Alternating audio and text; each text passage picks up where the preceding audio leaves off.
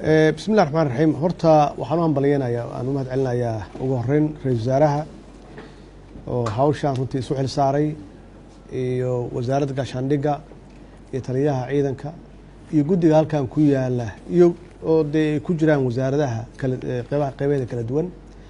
iyo dhalinyarada halkan fadhida oo runtii subax walba isku howla sidii ay dib habeyntaan ay u noqon lahayd mid guul ah successful ah runtii aad baan kulligiin idinku hambalyeynaya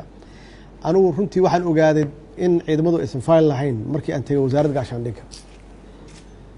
markii aan iri taliyaashii ciidanka hogaaminaya feelashina ii keena aysan feelo lahayn waan iri askarta ka shaqeysa xafiiska personaalka ama xafiiska ciidanka taliyahii joogay feelkaaga ii keen uusan feyl lahayn yaa waxay caddaatay in loo baahan yahay dib habeyntan iyo reformkan oo degdeg in loo sameeyo marka runtii aad iyo aad yaan ra'iisul wasaaraha uga mahad celinayaa siduu isugu xil saaray uu guddigan u sameeyey haddana aad sheegaysaan tirada ciidanka in uu ku dhow yahay dhammaad tirakoobkooda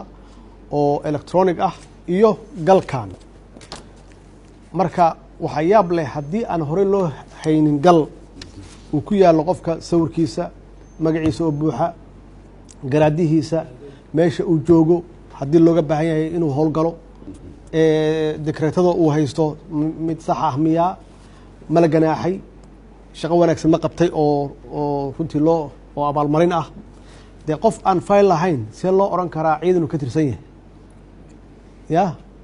runtii waxaad gaarteen guulo runtii taariikhi ah yaa gaarteen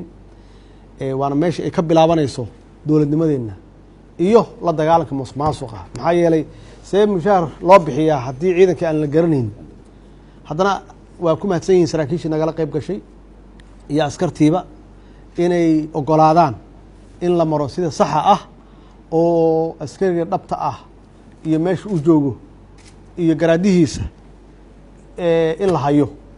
si aan u ogaano yaa shaqayn kara oo diyaar ah iyo yaa howlgab ah iyo yaa maxaan ku rahdaa curyaan ah oo u baahan in maaragtay la daryeelo marka runtii waa horumar weyn oo la gaaray insha allahna aan xoojinno hala adkeeyo oo hala ilaaliyo systemka hala ilaaliyo maxaa yeele hadda systemkii la dhisay haddii la dayaco oo waxa laabaan wixii la qabtay waxaa weeye waa hal bacaad lagu lisay marka in la ilaaliyo oo tiim adag loo sameeyo oo ka shaqeeya tan labaadna saa sheegteen dee waxaa noo bilaawday e-government electronic government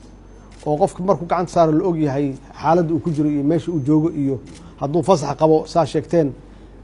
hadduu meel aadayo inuu fasax qabo hadduusan fasax qabin hadduu dee meelahaas ka socdo ma nin soo goostayba ya mise waa nin shaqo u socda marka runtii waa horumar aan gaarnay aan xoojinno horumarka